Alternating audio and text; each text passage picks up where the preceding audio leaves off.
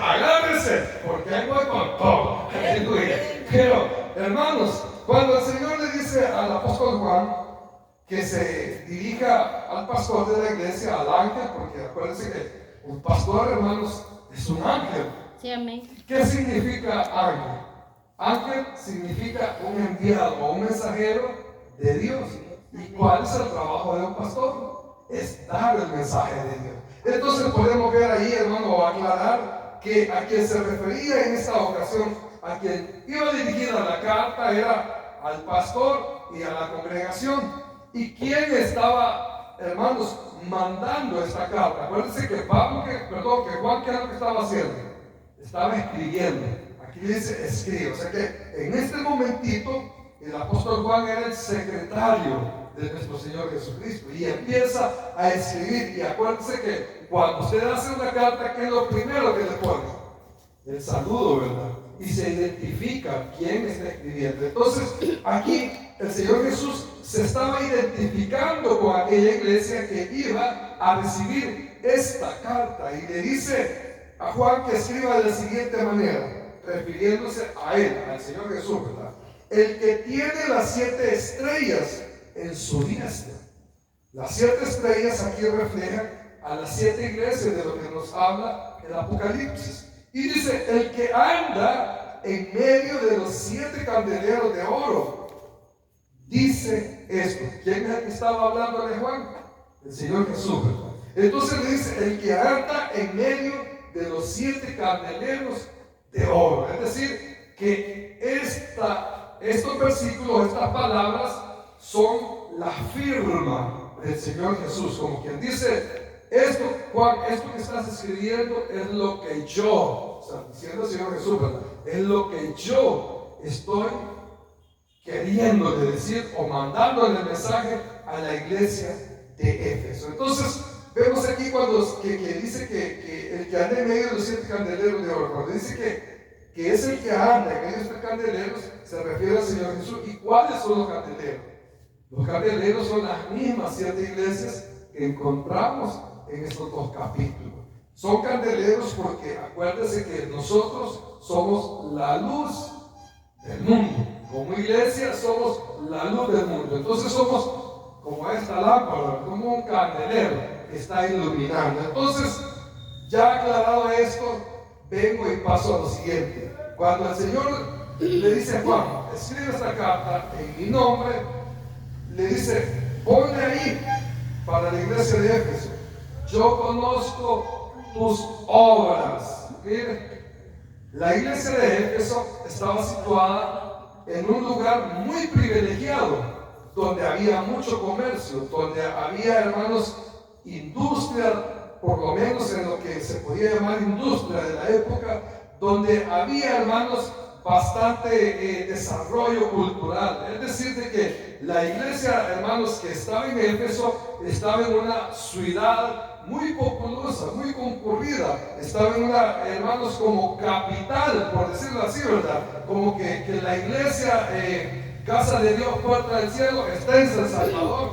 Ustedes saben que San Salvador es una de las ciudades más pobladas de todo el país. Hay ciudades como San Miguel y Santa Ana que son un poco grandes, pero no, hermanos, en la dimensión de lo que ahora se ha desarrollado San Salvador. Entonces, la iglesia de Éfeso estaba en un lugar de esta manera, muy desarrollado, muy privilegiado. Es decir, hermano, que estaba en un lugar donde los recursos económicos, hermanos, estaban hasta de sobra, les puedo decir. Es decir, que la iglesia de Éfeso, hermanos, tenía privilegios económicos, tenía privilegios, hermanos, de tener bienes. Mire, en esa iglesia no había pobreza, en esa iglesia había abundancia, porque todos los hermanos trabajaban y todos aportaban a la obra, eran bien dedicados a la obra del Señor, eran, hermanos, personas que también trabajaban en la obra de Dios. Cada uno hacía, hermanos, lo que el Señor había asignado por medio de aquel ministro que estaba al frente de esa congregación. Entonces es ahí cuando el Señor se está refiriendo a ellos y les dice: yo conozco tus obras, porque era una iglesia muy laboriosa, una iglesia, hermanos, que trabajaba, como les digo, salía a evangelizar, tenían cultos, hermanos, creo que todos los días, en cualquier horario, es decir, de que totalmente dedicados a hacer la obra de Dios. Y eran tan esforzados que el Señor está reconociendo la manera en que ellos trabajaban. Dice que, hermano, que conoce tu arduo trabajo, es decir, de que no trabajaban así como quien dice, dándose viento, ¿verdad? Sino que trabajaban, hermanos, a todo pulmón. Trabajaban, hermanos, afanados por la obra del Señor, hermano. Ellos no descansaban. Quiere decir, hermano, que estos hermanos eran de aquellos hermanos chispudos, ¿verdad? Que le decía, hermano, tómese un cafecito, hermano. Y se estaba tomando un cafecito y estaba viendo quién iba pasando para irle a hablar de Cristo. Es decir, no perdían tiempo, sino que eran personas, hermano, que ni dormían casi. Quizás yo creo que solo en vigilia pasaba. O sea, era una iglesia tan esforzada que el Señor en estas palabras estaba halagando toda aquella acción de esa iglesia. Dice, yo conozco tus obras y tu arduo trabajo y paciencia. Porque acuérdense que para servirle al Señor, hermano, hay que tener paciencia, ¿verdad? Más cuando uno invita y la gente no quiere venir. Cualquiera se desinfla. Pero es aquí donde debemos de tener paciencia y saber que esta obra es del Señor. Nosotros solamente somos instrumentos. Claro, tenemos que hacer nuestra parte, ¿verdad? Llamar a las amistades, a la familia, hablarle a los vecinos. Todo lo que esté a nuestro alcance, debemos de hacerlo. Pero los resultados los da el Espíritu Santo. Entonces dice el Señor que la iglesia de Éfeso tenía paciencia. Porque había mucha gente como el día de hoy que se les invita, que se les evangeliza, que se les habla del Señor. Y miren, no quieren nada.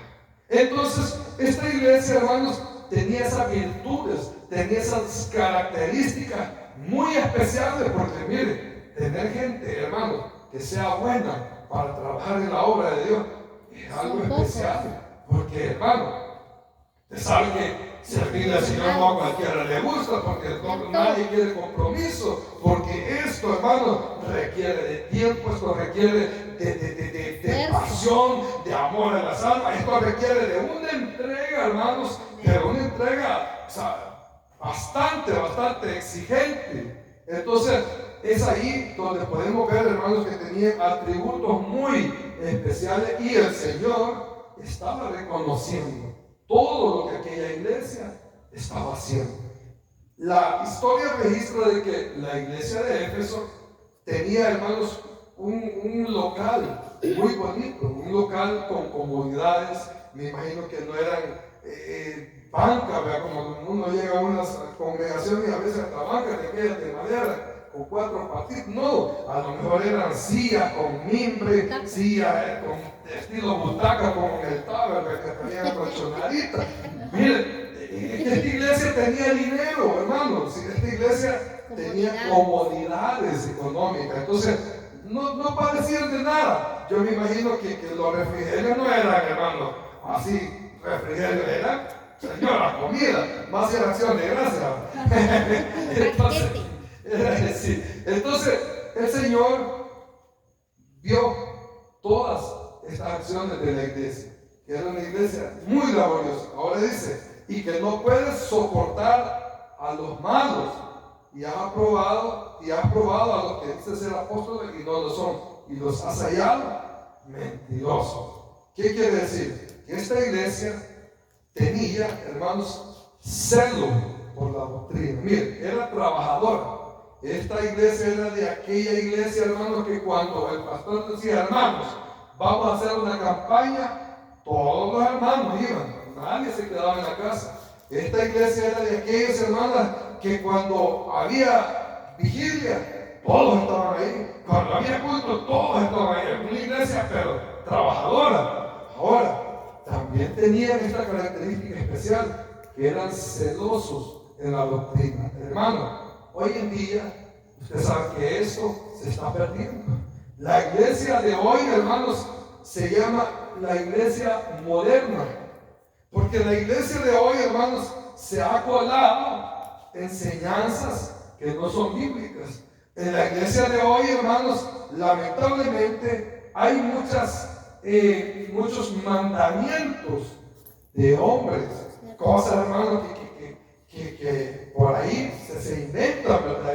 Y ponen estatutos y ponen reglas y hacen, hermanos, de la iglesia un lugar o difícil o un lugar con libertinaje, porque estamos viendo, hermanos, en estos tiempos una iglesia que se ha desviado tanto, hermano, que hasta asusta. Acciones que uno ve a través de las redes, pero uno ve videos, hermano, de iglesias, pero que están, como digo por ahí, más perdidos que las cabras de Henry. Y no estamos criticando ni juzgando a nadie, sino que estamos a la luz de la palabra viendo la importancia de cuidar la sana doctrina, de no salirnos de lo que está enmarcado en la Biblia. Entonces, esta iglesia, hermanos, era especial en esto. Era estricta. ¿Y sabe por qué? Porque en esa ciudad había un templo, pero no le voy a hablar del templo de la iglesia, había otro templo, pero grande, enorme el templo, hermano, donde le rendían culto a una diosa que se llamaba, Diana. ¿Ha oído usted a Diana de los Éfesos?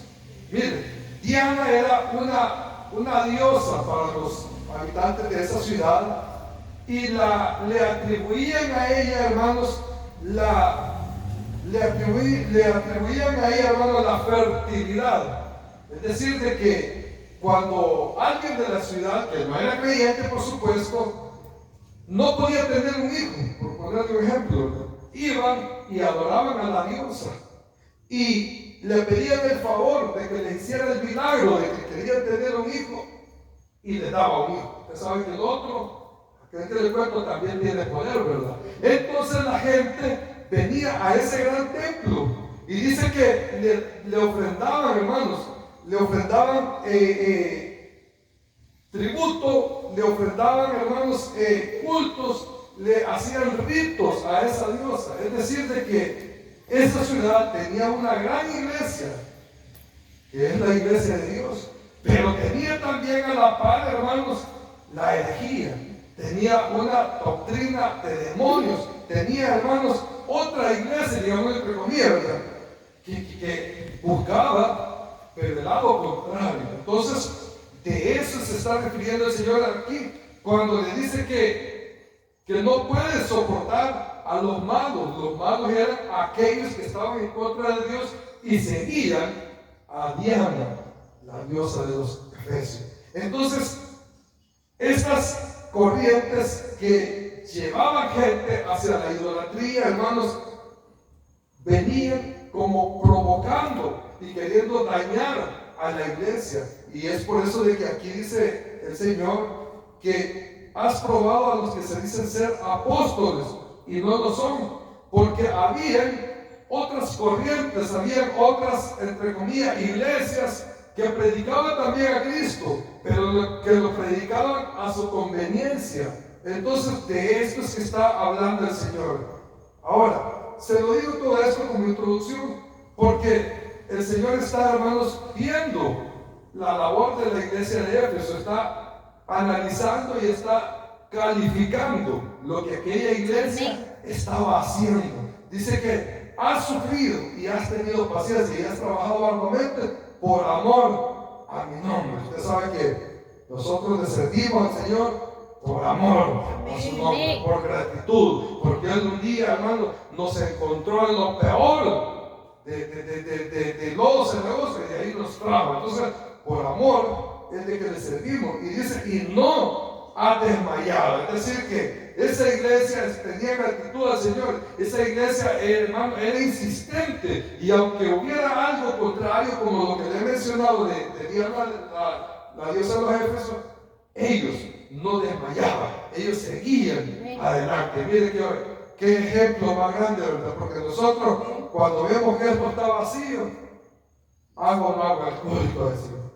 Aleluya, no, aquí siempre lo hacemos. Entonces, pero miren, estos hermanos no desmayaban a pesar de las pruebas que podían llegar. Bien, ahora, después de todo esto tan bonito que el Señor Jesús habló de la iglesia de Éfeso, viene algo muy importante. Y en el versículo 4 dice, pero, mire, la iglesia más trabajadora, la iglesia más dedicada a conquistar la alma, la iglesia, hermano, que cuando dijeron construíamos el templo, todos se apuntaban, unos trabajando, pegando ladrillos, otros pegando cerámica, otros haciendo todo. Una iglesia buena para predicar también. Ahora, en el versículo 4 dice, pero, y ahí ya cambia la cosa. Porque después de que el Señor estaba diciendo que sos trabajador, que sos bien dedicado, que sos celoso en la obra, que sos celoso en la doctrina, y dice, pero, mire, yo no sé a qué le ha pasado. Si su esposo un día le ha dicho que bonita eres, que no hay mujer como tú, que me cocinas bien rico, que me tienes planchadita la ropa, y que todo le halaga a la esposa, porque es bien delicada, bien servicial, bien atenta. Y de repente oiga que le dice a su esposo, pero, ¡pum! La hermana va a decir algo, que le digan, sos todo, pero le diga, pero, va a la oreja a la hermana, pero ¿cómo es eso? Me estás diciendo que soy aquí, que soy allá y todo bonito. Y hoy decís, pero ahí había algo bien importante que el Señor quería hablarle a la iglesia de Éfeso. Y dice, pero tengo contra ti. Cuando dice pero, lo que está diciendo, hay algo que no cuadra. Porque la iglesia, acaba de decir el Señor que era la iglesia más trabajadora, la iglesia más dedicada a la sana doctrina, la iglesia, hermano, que tenía paciencia, que sufría, la iglesia que era, hermano, esforzada, pero, y cuando hay un pero es porque no está completo todo, sí, pero falta algo. Dice aquí, pero tengo contra ti que has dejado tu primer amor. Vaya. ¿Se acuerda cuando conocí a la hermana, hermano? Sí. Y hoy la ama, no me va a contestar, solo lo veo para que los hermanos allá vean en las redes. Hoy la ama más que antes, ¿verdad? Sí. Eso es lo natural, ¿verdad? Entonces dice aquí, hermanos, que le dice el Señor, pero tengo contra ti que has dejado tu primer amor. Mire, estos hermanos, cuando conocieron al Señor, eran de aquellos hermanos que no paraban de ir a la iglesia, de aquellos hermanos que se dedicaban a orar, de aquellos hermanos que se dedicaban a ayudar, de aquellos hermanos que les gustaba leer la Biblia, de aquellos hermanos, entregados totalmente, hermanos, de aquellos hermanos que no paraban de hablar de Cristo. ¿Se acuerda usted cuando se entregó al Señor? Amén. ¿Alguien se acuerda? ¿Quién me puede contar una anécdota de cuando se entregó al Señor? Hermano, mire, yo me acuerdo que el día que me entregué al Señor, yo no comprendía lo que estaba pasando en mi vida. No me acuerdo que llegué, me hinqué. Fue una llorada las que nunca me había dado. No entendía qué era, pero era el Espíritu Santo orando. Ahora, al siguiente día que yo llegué al trabajo, porque eso fue un domingo, al siguiente día que yo llegué al trabajo, hermanos, ya los compañeros se extrañaban porque yo llegaba al trabajo y ponía los aparatos a sonar con música. Y ya no lo hice. Y de repente me pasaban los amigos entre comillas y me decían, ¿no quieres un cigarro? No, le decía. ¿Querés uno? Y empiezan. Y yo, no, y así de todo, no. Y cuando yo les decía no, me decían, la mujer te tiene que decir. No les decía. Pero mire, hay cambio, hermano. ¿Y saben qué fue lo más sorprendente? Que yo les decía no, y les empecé a hablar de Cristo, y yo no sabía ni de la Biblia, lo único que había experimentado algo precioso en mi corazón, hermano, y entonces ese fue mi primer amor, cuando yo pude conocer, hermano, a aquel que murió en la cruz del Calvario, y que derramó su sangre, y que entregó su vida por amor a la mía. Entonces, hermano, ese amor que el Señor me mostró fue suficiente para que yo no parara de hablar de Cristo. A todo mundo le preguntaba, ¿y usted acepta a Cristo? Y la gente se me estaba viendo. Y este que no es. Sí. Y sabe que me decía, ya le lavaron el cerebro. Y no, nos lavaron el corazón, pues, porque nos cambió el Señor. Hermano, mire, vivir ese tiempo, mire, es lo más lindo que pudimos vivir. Yo me gozo el día de hoy porque le servimos al Señor, porque Él nos llena con su Espíritu Santo. Pero cuando uno echa una mirada hacia aquel momento en que nos entregamos a Cristo, hermano, fue lo mejor pudo habernos pasado. Amén. Fue lo más lindo. Fue, hermano, la experiencia donde de verdad nacimos de nuevo. Amén. Gloria a Dios. Nicodemo no sabía que era eso, ¿verdad? Y nadie nos va a poder entender que es nacer de nuevo hasta que nosotros podamos experimentar el verdadero amor del Señor. Entonces, esto ya lo había perdido la iglesia de Éfeso. La iglesia de Éfeso se dedicó a trabajar, a construir el templo, se dedicó a evangelizar, se dedicó a hacer todas las obras que la palabra o que la ordenanza del Señor demanda: ir y hacer discípulos, predicar el evangelio, hacer discípulos. A todos lo hacían, pero había dejado algo bien importante, y es el amor. El primer amor, hermano. Yo ponía un ejemplo hace unos días con un hermano, y yo decía, yo recuerdo cuando conocí a mi esposa que cuando la conocía todo el día le quería pasar mandando mensajes, y era medianoche y ella me decía, corte ya, me decía, y que no va a dormir, me decía, no tiene que trabajar mañana. No, le decía yo, si yo siempre me despierto, pero yo lo que no quería era dejar de platicar con ella en el texto, ni me dejaba comer, ni la dejaba hacer oficio, ni ella a mí. Pero así es el primer amor. Mire, cuando uno está en el primer amor, uno no se quiere separar de él. Uno lo que quiere es saber más de esa persona. Y eso es lo que ya no tenía la iglesia de Éfeso. Estaba bien trabajadora, pero ya no estaba enamorada de su Señor. Y ese es el peligro hoy en día en la iglesia del Señor. Que nosotros, hermanos, seamos responsables, pero que no tengamos amor. Seamos responsables, ¿sabe por qué? Porque es bien fácil, pero hoy es sábado, hoy me toca culto, voy a comprar las flores, voy a todo. Pero si no hay amor, nada. Como dijo Pablo, somos como símbolos que arrepienten. Y eso es lo que había sucedido en la iglesia del Señor. ¿Sabe por qué los cultos están vacíos? Porque ya no están en el primer amor, porque perdieron la sensibilidad, porque se está cumpliendo lo que la palabra dice en los postreros tiempos, en los últimos tiempos, el amor de muchos se enfriará. ¿Por qué? Porque perdieron su primer amor. Hermano, enamorémonos más del Señor. Sí, amén. Mire, no importa que no podamos cantar, no importa que no podamos hacer las cosas bien, no importa que no podamos ni predicar, que no podamos lo que sea, pero que no nos falte el amor hacia nuestro Señor. ¿Sabe por qué?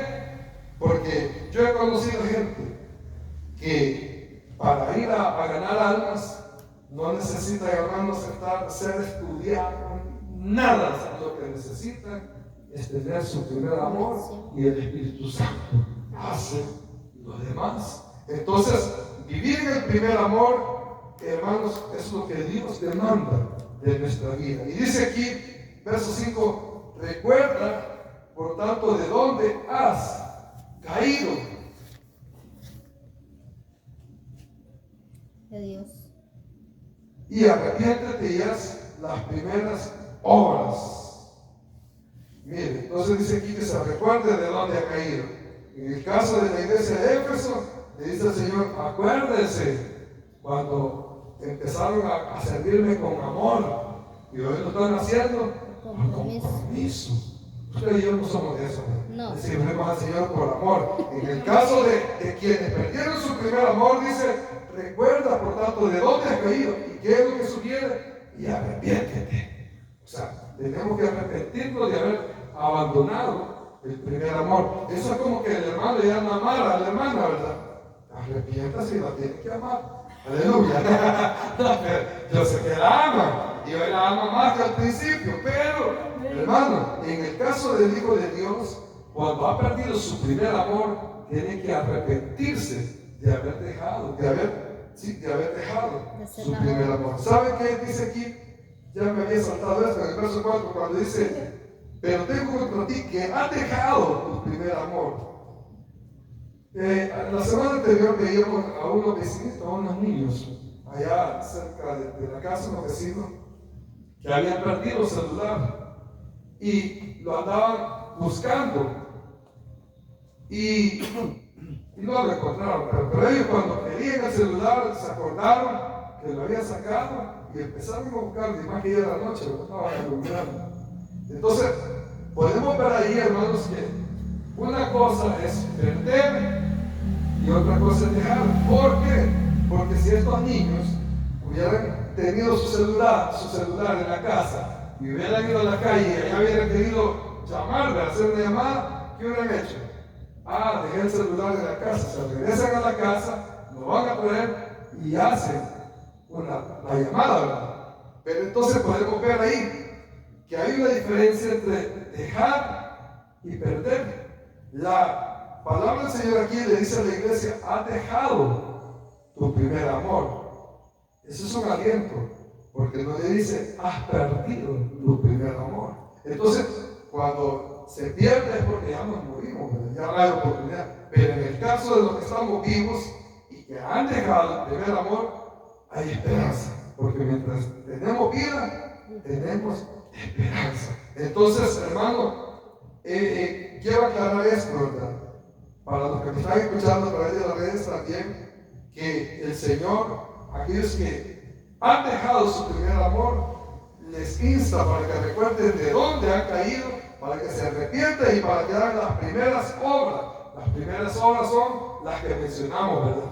Que no podemos dejar de hablar de Cristo. Mire, cuando uno conoce a alguien, en el caso yo hablaba de mi esposa, cuando la conocí a ella, solo de ella hablaba. No hablaba de otra persona, yo hablaba solo de ella. Ella era el tema favorito. Así es el primer amor en el Jesús, en el Señor Jesús. Cuando uno conoce al Señor, uno habla solo del Señor, ¿verdad? Y se encuentra con un vecino y habla del Señor. Y usted le habla a un familiar y le habla del Señor. Dice, todo el Señor. Eso es el primer amor. Entonces, es lo que la iglesia debe de hacer en el caso que ha perdido su primer amor. Voy terminando con eso. Dice, pues si no, vendré pronto a ti y quitaré tu candelero de su lugar si no te hubieras arrepentido. Es decir, que el Señor le dice a la iglesia, si no te vuelves a tu primer amor, esa gloria que hay en ti, porque la iglesia de Éfeso era, hermano, una iglesia, poderosa económicamente, una iglesia, hermano, que tenía cantidades grandes de personas, una iglesia, hermanos, que tenía muchos salmistas, una iglesia que tenía los mejores instrumentos para adorar a Dios, una iglesia que tenía los mejores hacer, pero toda esa gloria la iba a perder si no se arrepentía y volvía a su primer amor. ¿Sabe por qué? Porque en una iglesia donde no está la presencia de Dios, no hay nada. Solo es un local, solo es un montón de gente. Pero cuando en un lugar está la presencia de Dios, aunque sea 2 o 3 que estemos, somos más que vencedores, somos más que poderosos, porque el poderoso de Israel está con nosotros. Entonces, lo que necesitamos es estar en nuestro primer amor, que la presencia de Dios no se vaya de nuestra vida, porque el día que se vaya la presencia de Dios de nuestra vida, se acabó nuestro brillo. Nosotros brillamos porque el Señor nos hace brillar, no porque nosotros tengamos luz propia. Mire, cuando usted se encuentra con un familiar o con una amistad, le dice, oh, qué guapa estás, Roxana, le dice. No cambiar. Siempre te veo joven, no cambiar. ¿Qué está sucediendo ahí? El Señor está poniendo gracias. El Señor pone, hermano, eso tan precioso, ese brillo. Pues. Entonces, pero cuando una persona no tiene a Cristo y se encuentra a un familiar, un amigo, y dice que tenemos, que está enfermo. Sí, porque la ves la cara toda así, toda macrada, te veo. Estás enferma, ¿no? Sí, porque no tiene la presencia de Dios, pero nosotros que tenemos la presencia de Dios, brillamos porque Él es nuestra luz. Amén. Gloria al Señor, aleluya. Póngase sobre sus pies. Aleluya. Denle esa ofrenda de palmas al Señor, mi amado hermano.